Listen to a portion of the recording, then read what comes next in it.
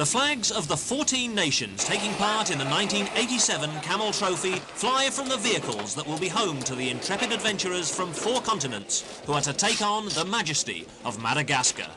The 28 men taking part in the adventure of a lifetime have already been through an exhausting selection procedure, followed by an intensive program of training.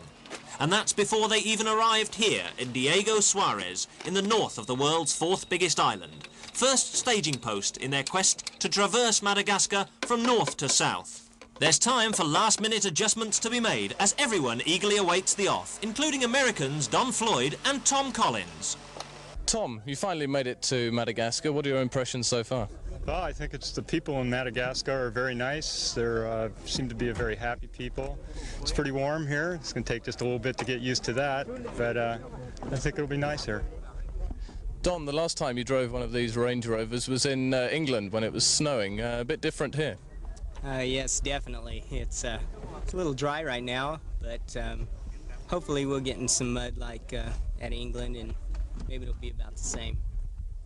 Are you impressed by the vehicle, Tom?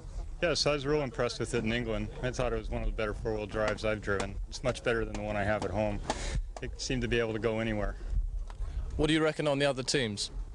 Oh, there's a lot of competition here. Everybody's real friendly. You know, like, well, we didn't see everybody drive, but I think it's going to be tough. And that's just what it's supposed to be. No square inch of carrying space is wasted on these 4-wheeled beasts of burden. A massive crowd of 70,000 locals turned out to see the adventurers off on their 1,500-mile trek from one end of the country to the other. And it's an impressive sight as crews from Spain and the Canaries, Britain, Belgium and Holland, Brazil and the USA, from Malaysia and Japan, Germany, Switzerland, France, Turkey and Italy line up along with the 7 support vehicles. The entire province declared a national holiday in honour of the Camel Trophy's visit, and people lined the streets as the Range Rover turbo diesel convoy set out, full of anticipation for what was to lie ahead. In front of them, a 280-mile journey over the last asphalt roads they'd see in the next 18 days. From now on, it's off-road all the way.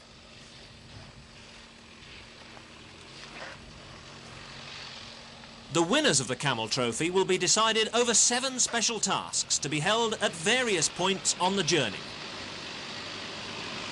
They range from navigation and orientation exercises to a river recovery test, hill climbs and observed trials.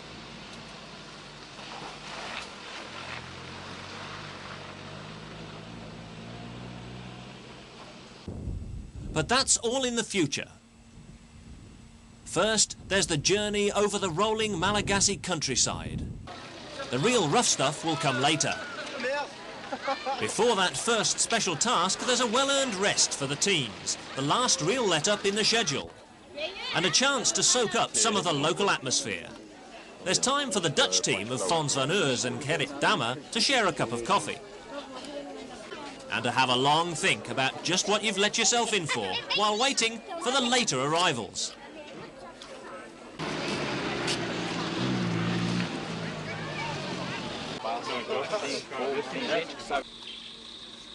Early morning at Maromandia as the crews prepare for the first special task. They'll go in alphabetical order. That means Belgium first, followed by Brazil, the Canary Islands, France and the Netherlands.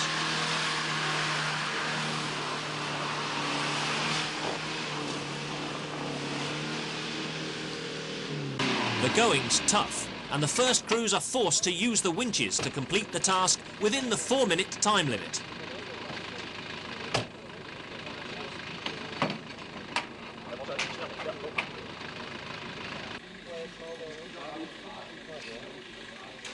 Holland will prove to be the fastest of the winchers.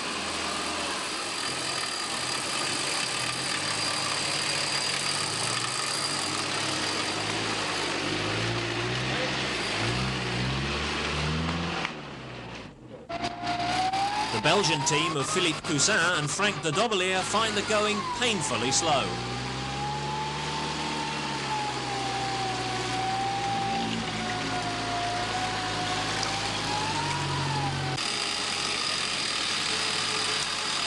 while the Brazilians are forced to resort to brute strength.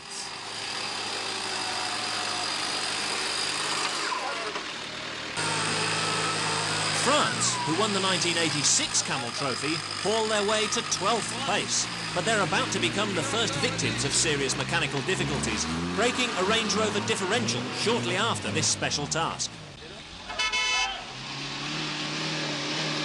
A brave blast through the glutinous mud by Canary Islanders Carlos Penco and Manuel Almeida.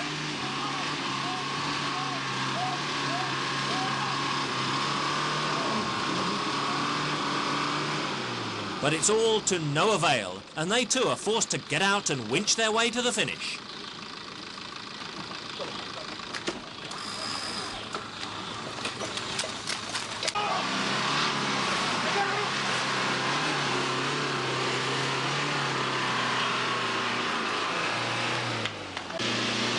With conditions improving as the task progressed, the Germans proved to be the first to power their way through without having to resort to the winch. Franz Alt and Jürgen Kelber triumphant.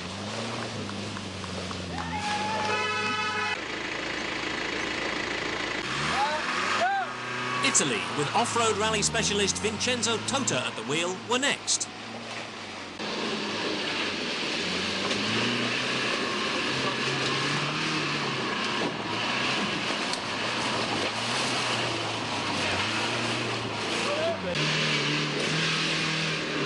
For the Japanese, it was a case of foot down and point forward.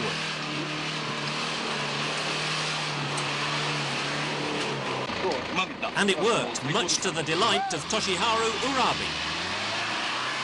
Malaysians Halim Abdul Rahman and Si Ying Hee made third fastest time, despite a few hair-raising moments.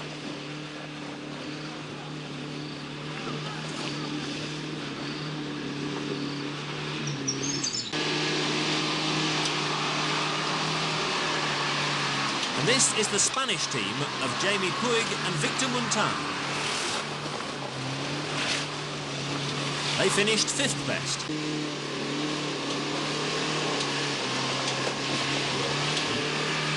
Switzerland, that's Jean-Pierre Falsi and Daniel Nicolier.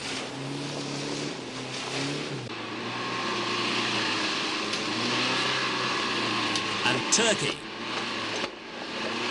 Metin Kap and Kazim Aya were slowest of the non-winchers in 9th.